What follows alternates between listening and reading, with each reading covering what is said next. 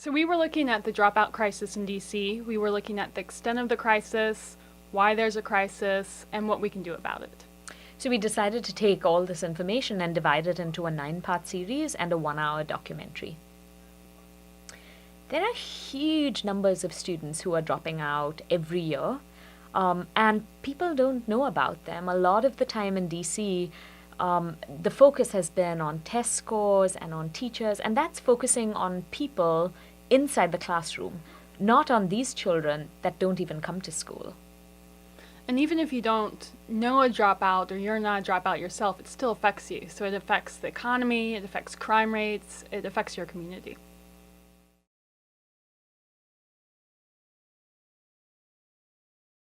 You know, the more research we did and the more people we talked to, we found out the problem's super complex. And so just figuring out how to tell a story that the public can understand and understand all of the parts to it, that was definitely challenging. Yeah, finding people to tell the story and kind of weaving the human element and the emotions and the research and people's various theories, like to kind of get all that together in every single piece. I think that was the hardest part.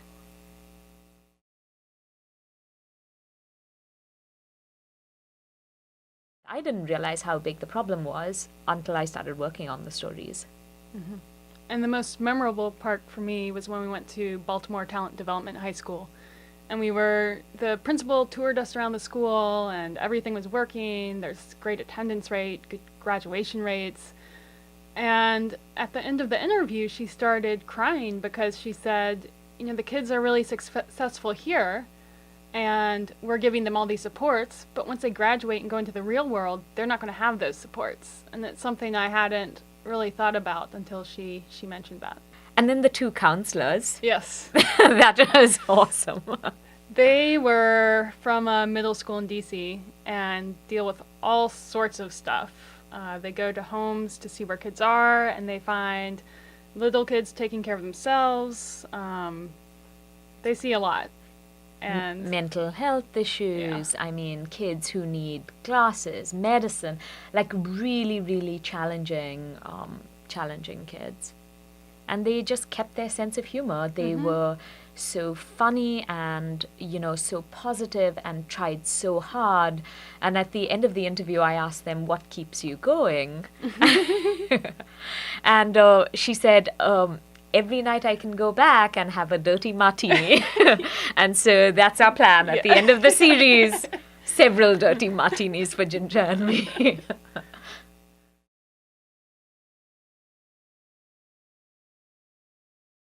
We've gotten a lot of feedback. I personally got feedback a lot on the data piece.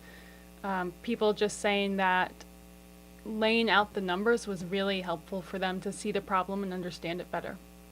And Ginger works, her full-time job is with research. So for me, I feel I've got the most feedback on the international piece, with people emailing and saying, oh, we knew this, back in our home country, but we didn't know what the data said. So that was kind of cool. We've got listeners who wanted to help some of the students by buying them bus passes, buying them laptops, helping them with college stuff. So that has been really, really gratifying.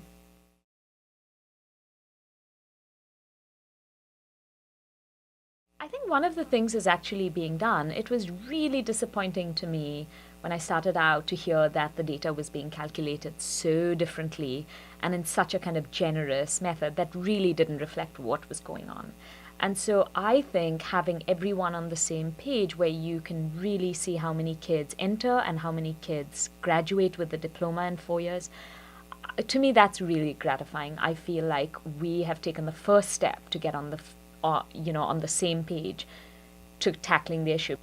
Even if you intervene early, there's still kids who are in high school right now who are struggling. And I think for them, mentors are really important, and not a mentor who meets with them once a week after school, but somebody who's really involved with their life, with their day-to-day life, and can help them out. And we saw examples of people really taking students under their wing. There were some principals who were housing students, and sometimes that's what it takes.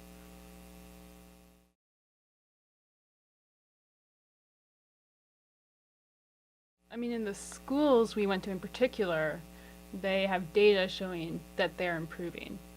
But system-wide, it's going to take a while before we can really see that clearly.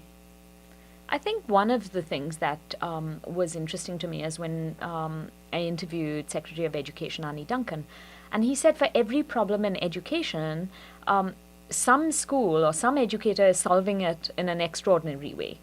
The problem is, how do we transfer that success to many other schools? And I think that's what we're kind of seeing the beginnings of, where these programs are, now there's an effort to scale up and, create change across districts, across the country. And so I agree with Ginger. I think we've just got to wait and see. There are initial successes, but the problems are huge. Mm-hmm.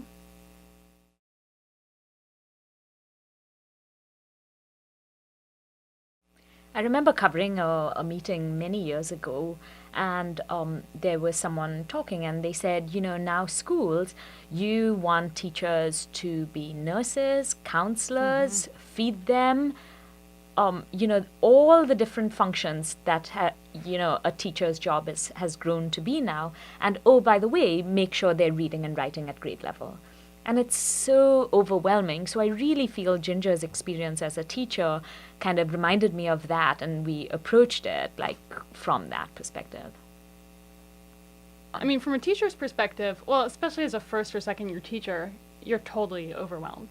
And even as you get more experience, you can be overwhelmed because the kids come in the classroom with so many problems. So, you might have kids who haven't eaten breakfast. You might have kids who are dealing with traumatic incidents, and so they act out in class.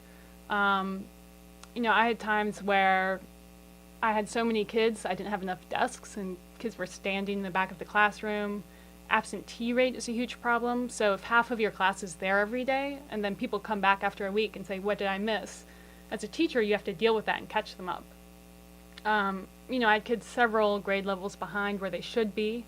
And so in your class, if you have somebody working at 11th grade and somebody else working at the 6th grade level, it's really hard to differentiate instruction. And there's just a whole host of things that make it challenging to work in a classroom where, not just one or two kids come in with problems, but, a large number of kids have problems.